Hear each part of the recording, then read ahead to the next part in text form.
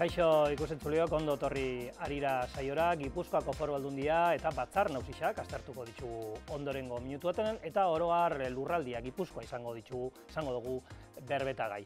Hortarako gurekin daukagu Markel Olano, Eusko Alderdi Jeltzaleak Batzar Nagusietan daukan bozeramaileak.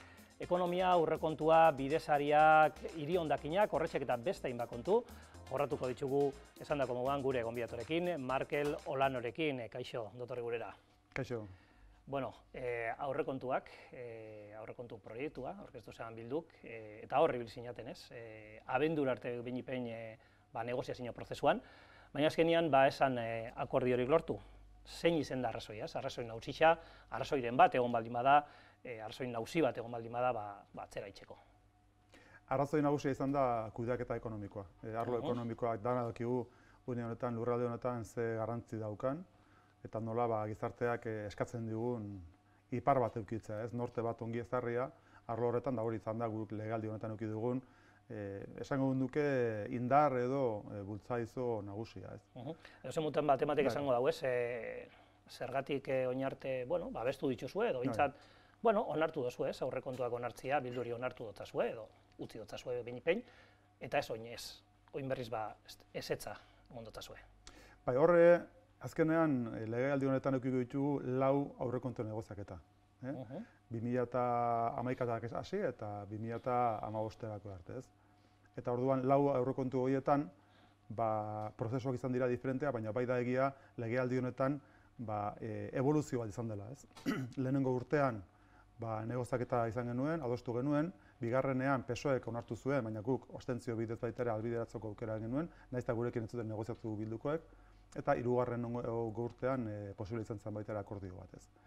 Hor, azkenean, berriro diot, arlo ekonomikoak hartu du nagusitasuna, eta koska zegoen, azkenean foru gobernuak egiten zuela aurrekontu proposamen bat, eta proposamen horretan aurrekontu ekonomikoak edo sustapen ekonomikorako aurrekontua eta diru kopurua murrizten joan da legealdi osoan zehar. Horren, zein zan gure negoziaketa? Nire negoziaketa zen partida bat eskaintzea, lehenengo urtean uste izan zela 8 milioi, azkenekoan iritsi ginen 15 milioi euro ezartzera, eta orduan horrekin egiten genuen izan, gutxienez Foru Aldundiari tresna bat eskaini arlo ekonomikoan lana egin zezan, ez. Baina beti izaten zen aurrekontu osoa diseinatu eta ondoren petatxo antzeko bat ipintzea, arlo ekonomikoak izan zezan bere presentzia. Baina guk uste genuen horrela etzela egiten, eta hori arlo ekonomikoa behar duela planifikazio bat, lehentasun batzuk ezarri behar direla, eta orduan urtez urte eskatzen genuen, da eskitzen genuen gobernuari, aizu, eta egintzazun plan bat, eta plan horretan, gaina baliabideak eskaini, eta lehentasunak ezarri. Uste dugulako, ezin dugula hola funtzionatu, ez? Foru gobernuak garrantzirik emanez, eta oposizioak bere partida ezarri, ez? Horrek eukiztuen bere amaiera, azkenean guk foru oposizioan ikuspegitik, foru gobernuari markatu genizkion etxeko lanak, eta hori egin nuen lege bidez.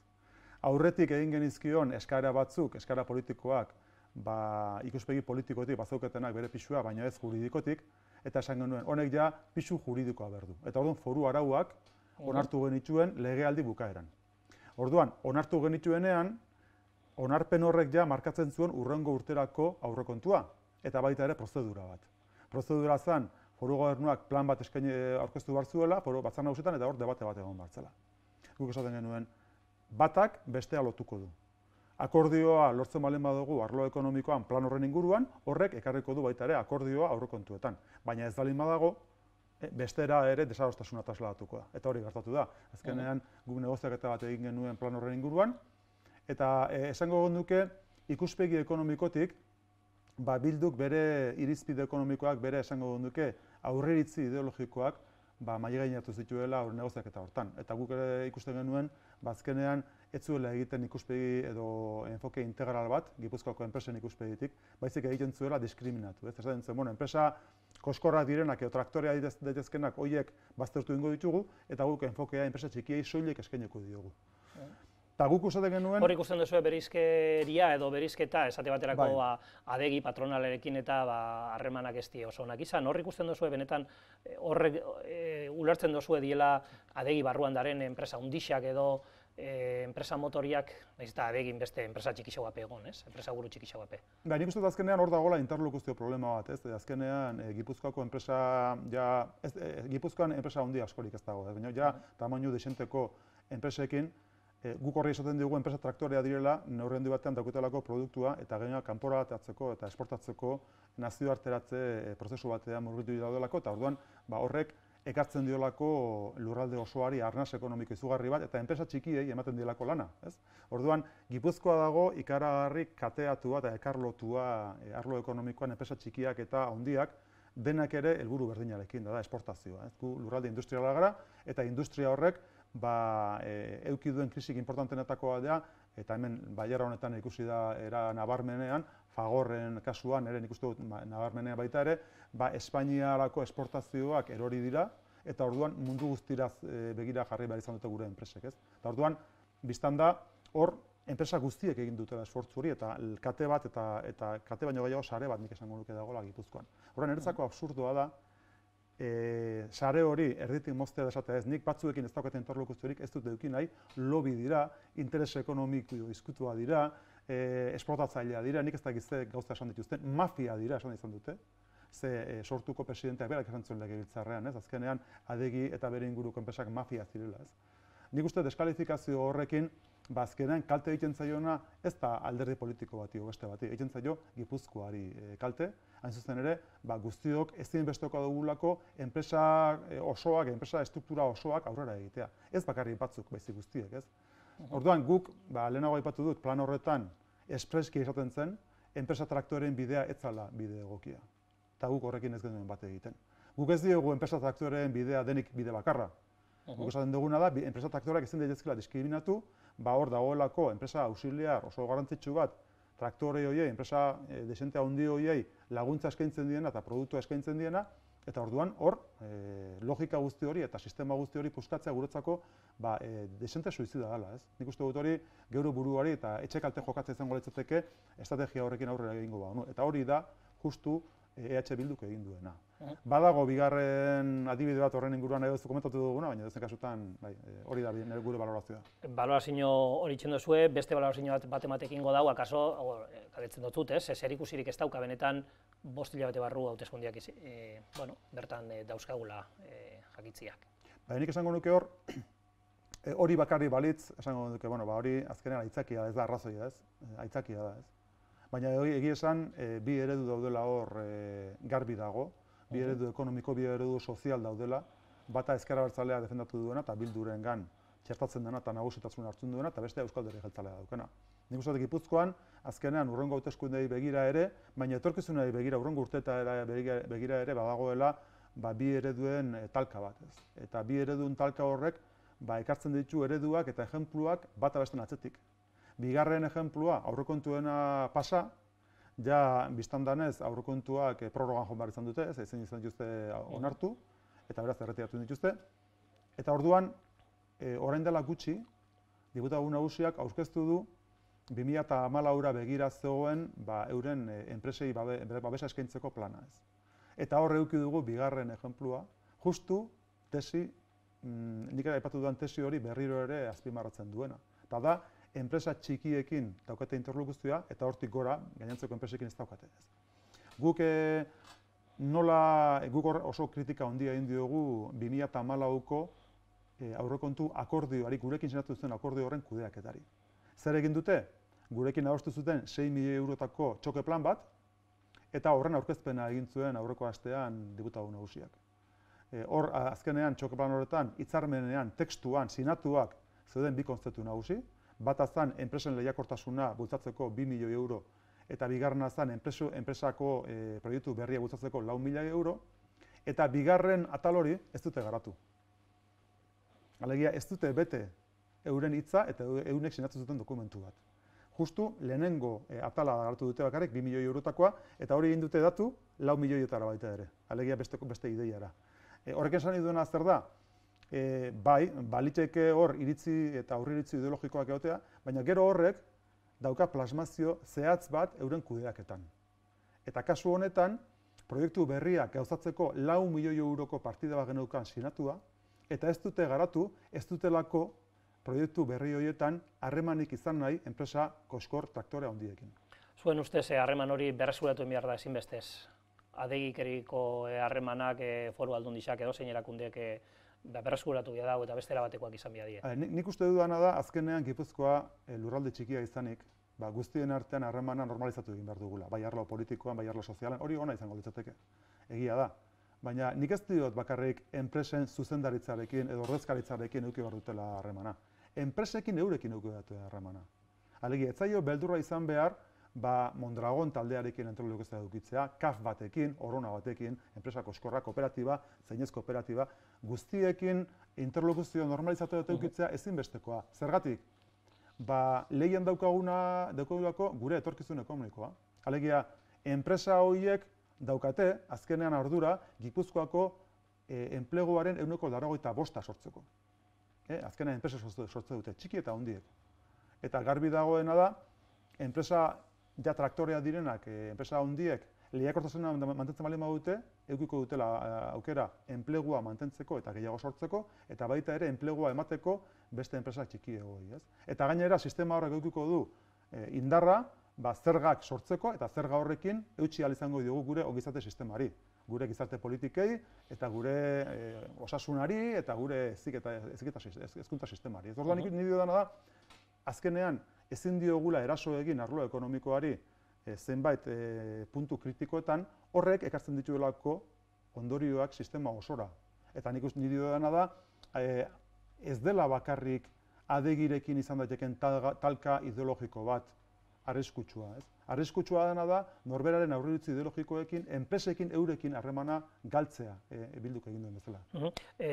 Ekonomiaekin, enpresarekin jarraitzuta, Bergarako Kandiren inguruan hiru galdera. Alde batetik, ze balorazio egiten duzu, ez? Bertako enpresa bate ixtera bihartu guztia, ez?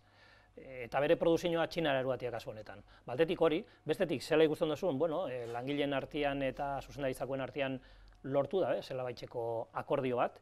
Eta gero bestetik, horrekin lotuta, foru aldundixak badiardu, ez? Foru aldundixak badiardu, beste soluzio baten bila lanian, ez? Hainbat harreman eitzen, inbertsore bat topatu nahi xan, geratzen dien langileei irtenbide bat emon alizateko. Hiru galdera, alde batetik, ze balorazio egin duzun Kandiren itxiaren inguruan eta gero beste bixak. Nik esango nuke, lehenik eta behin, Kandiren adibidea dela, adibide garbi bat, erabakitzeko eskubidea ekonomia arloan, kanpoan dagoenean, arriskua dagoela deslokalizazioarena. Orduan nik uste dut, horrek ekarri behar digun lezio garrantzitsuena da, ahalik eta neurri handienean mantendu beharra daukagula erabaki gunea gure enpresetan. Eta horretarako, enpresa zaindu behar dira, lehenago esan dudan bezala. Alegia, enpresekin interlokuzioa mantendu, eta azkenean gune eta giro egoki bat sortu enpresentzako gure lurraldean. Horrek ez du esan nahi, adibidez zergarik gabe utzi behar ditugunik, eta beste hemen paraisu fiskal bat jarri behar dugunik. Ez, egin behar duguna da, gune egoki bat sortu, eta ahalik eta neurria handienean gure enpresei erabakitzeko eta euren gaitasun hori mantentzeko baliabide horiek eskaini. Ez izango litzateke lehenengo kontua. Bigarrena, Kandiren egoera dramatiko horri irtenbidea emateko nik uste dut erakunde guztia daudela inplikatuak.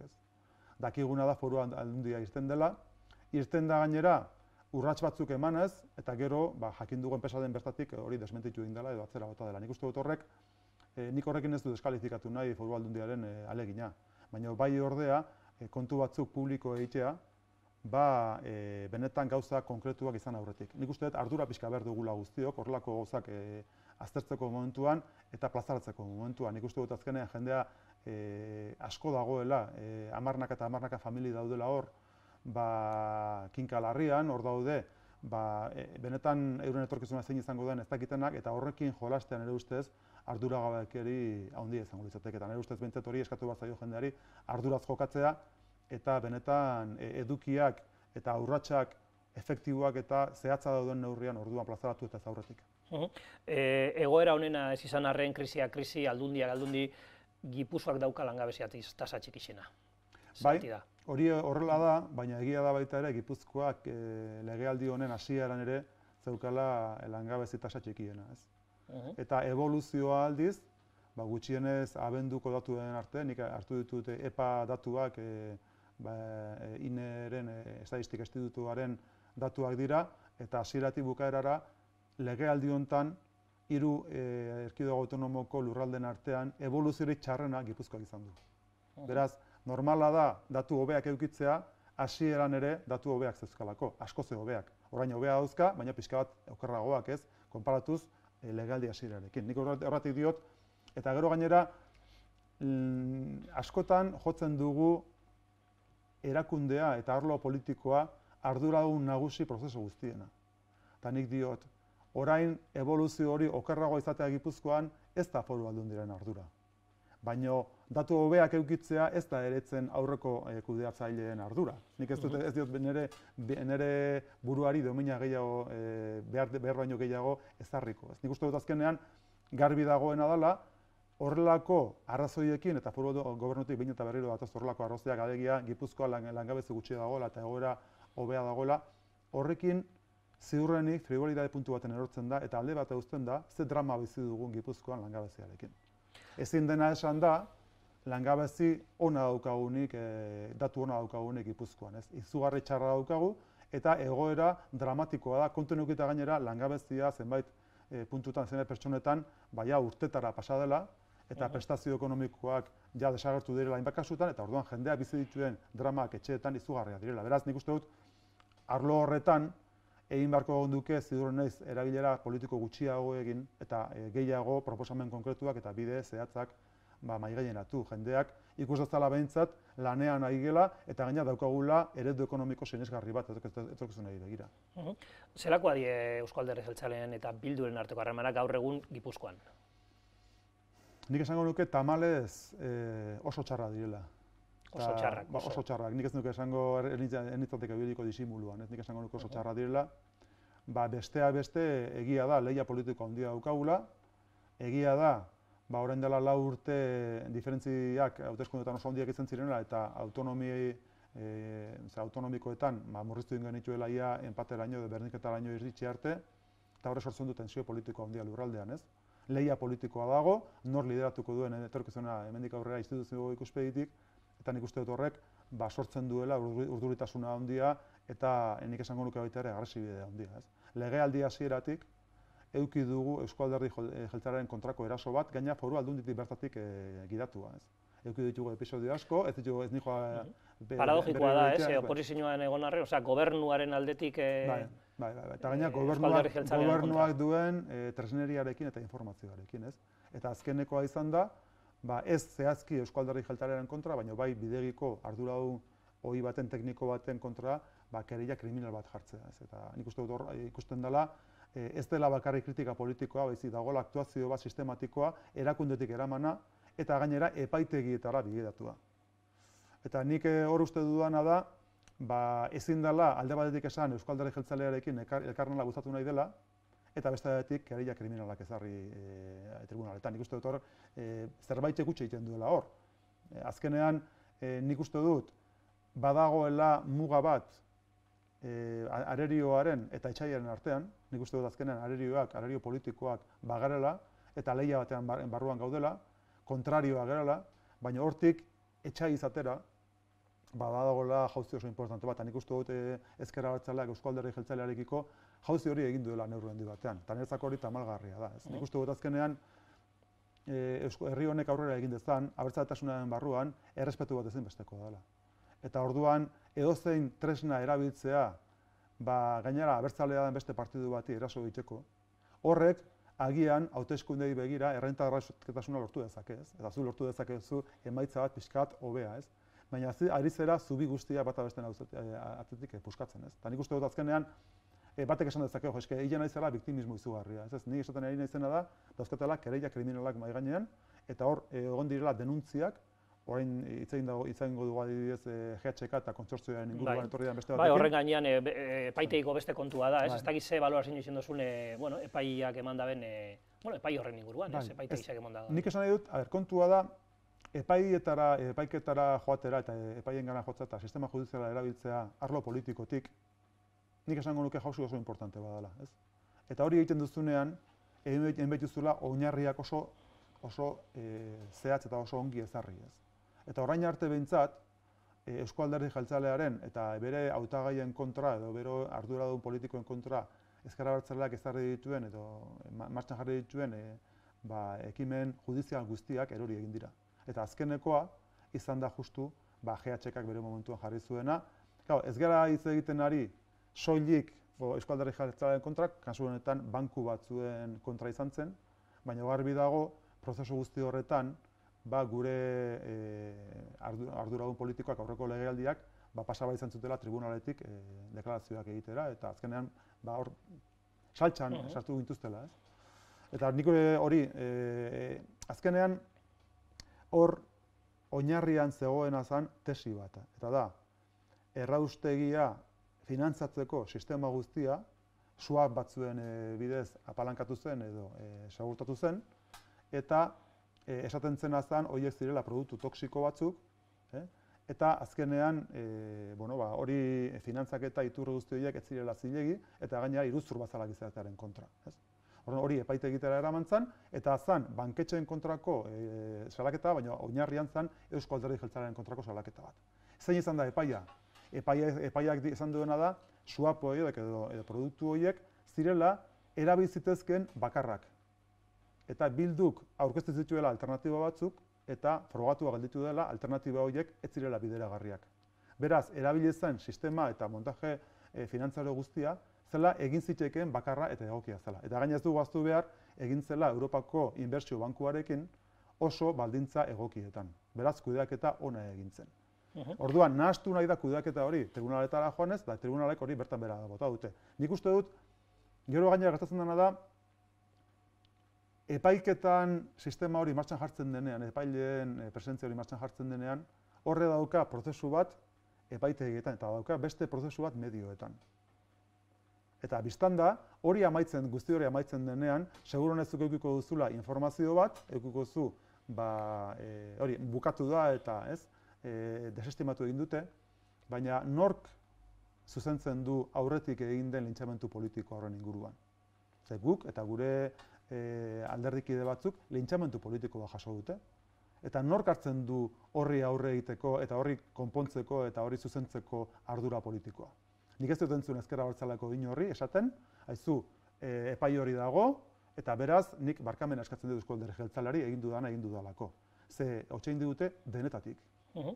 Hiri hondakinei helduko zau edo jarraituko, hiri hondakinen neurri baten horren inguruan jardundolako, errauste gisa.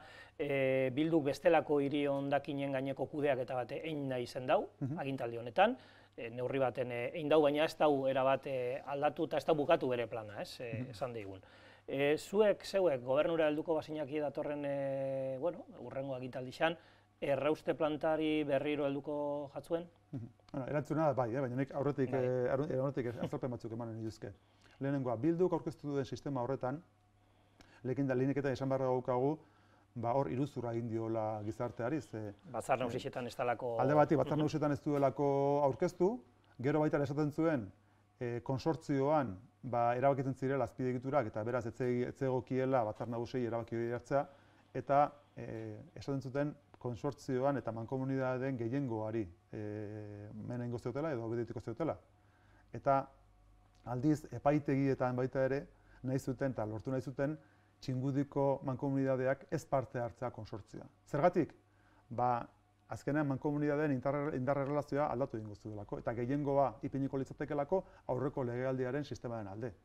Orduan, iruzurra bikoitza izan da, Tribunalek azkenean arazoi eman diote Txingudiri, sartzeko da berriro konsortzioan, eta orduan garbi dagoena da, bai Batzar Nagusietan eta bai konsortzioan, gehiengoak, mankomunitateen gehiengoak, mantendu nahi dutela sistema bat, Eta hori da justu, guk aurreko legealdia bultzatu genuena, azpiegituren lizitazioa martxan jarri genuen, adjudikatuko genuen, obra hasita zegoen ja dagoeneko, eta hori egin du Bilduk dana bota.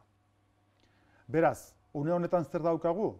Bilduk bere indar guztia jarri dituela azpiegitura bat hankaz gora botatzen, guk azpiegitura hori lizitatu genuen 221 milioiekin, eta Bilduk gastatu ditu 140 milioi azpiegitura hori botatzen, horren emaitza da 221 milioiekin ja dagoeneko konpondua legokeela Gipuzkoako zaborren kontua eta arazoa, kudeaketa, eta une honetan 140 milioi gastatu dira, dena gelditzeko eta konponbiderik ez eskaintzeko Gipuzkoako gizarteari. Hor bi azpiegitura nagusi zeuden, alde batetik Zubietan bertan jartzeko zen tratamentu mekaniko-biologikoko planta bat, hori jarri nahi izan zuten aurreko proiektuko ingurumen baimenekin martxan, eta gobernuak esan dio, Jaurlaritzak esan dio eta gobernuko teknikoak esan diote proiektu berri bat dela eta beraz baimen berria beharko dituela, beraz hori gelditzen da estankatua, hor zeukaten azpiegitura nagusia, eta bigarrena zeukaten zestoan osin beltzen zabortegi berri bat martxan jartzeko asmoa. Martxan jartzeko asmoa nun eta erreka bazterrean, herritik 200 metrora, eta gainera ikusita terreno hori eta lur guzti hori kalizoa dela, eta horrek sortzen duela filtrazio ugari, han dagoen ur poltsa bat. Horrela, nik diodana azkenean da, egiten duen planteamentua, bigarren honek ere ez dauka baimenik, ez dauka ez da ere lurralde antolamentu ikuspegitik, oraindik ere behar dituen pausoak eman da, eta beraz, une honetan zeuden bi azpiegitura nagusiak gelditzen dira egin gabe legealdi honetan. Hurrengo legealdiari begira, egin balin badaitezke. Eta zuen gobernura heltzen baldin bazate, horri helduko dotzazue. Noski, guk ikusten duguna une honetan da, une honetan sortzen ari dire Funesen sortzen ari da plataforma bat, Gipuzkoako zaborrari protesta egiteko, eta hori han sartzeari organikoari, ez? Organikoa, ezkene, baina ez kasutan, ez? Guk ikusten dugu Gipuzkoak adibidez daukan ezaugarriengatik lurre abonurik edo organikoren azkenean erabilera murritza dituela, eta orduan kanporate beharko dugula hori, ez? Eta orduan eramaten da, kanpora, Funesa, iparraldera, eraman daiteken guztietara, ez? Orduan, zaborra momentu honetan ari dela esportatzen. Eta nik uste horrek guri Gipuzkoarroi ekarri beharko lidukena da, lotxa izugarri bat. Hori baino hipokresia handia horik ez dago, ez? Zuk ez daukazu zure burua gobernatzeko tresnarik, ez daukazu azpiegiturik hori egiteko, zoatz mundutik ekologista garrantzitsuena bezala, eta gero egiten duzuna da, zure zaborra kanpora atera. Horrek ingurumen ikuspegitik eta arlo ekonomikotik dauzkan ondorioekin, ez? Baina nik uste eta azkenean guk batipate izan marko dukena Gipuzkoan da lotxa, lurralde aurreratu bat izan da, nola ez geran gauza izan, azpiegitura bat behar dan bezala martxan jartzeko, kudeatzeko gure zaborra. Azkenen gure hondakinak eta sortzen ditugunak, ez? Azkenengo kontua, ja denpora justu gabizelako eta hauteskundeetara begira, ez? Gutxiengoan gobernatzen ustea, lagatzia, leporatu dutzue beste behin da berriz, agintaldi honetan, bai PSek, bai PPek, bereziki. Urrengo agintaldixan olako eszenario baten egongo bagina, hau da, Bilduk irabaziko balitzu hauteskundia, baina erabateko gehiengoa edukiko ez balu eta akordiotara lortzeko, ez dakit, lortuko ez balu akordiorik, beste oposizioko beste indar batzuekin edo beste alderdi batzuekin, zuek gobernatzeko prest egongo zinakie, sozialistekin, euren babesarekin, beste batzuenakin. Guk garbi daukaguna da, hauteskunde ondoreneko eszenatorioak orain momentuetan jorratzea zaila dela, ez daukagu datu guztiak ez ditugu. Bestea beste ez dugu aipatu, baina Podemosen fenomenoa daukagu, ez dakigu aurkeztuko erabakia edukiko duen, zer egingo duen. Erabat bestelako izango litzake emaitza, ez? Podemos egongo balitz. Guk garbi daukaguna da, ez daukagula aurrikusterik. Nik ezen kasutan horretan bi gauza dauzket esateko. Lehenengoa, EH Bildu kasu hartan, orain dela 3 urte eta erdi, 4 urte izan zuen emaitza izan zen izugarria. Eta izan zen Gipuzkoako gizartearen erabakia eta hitza.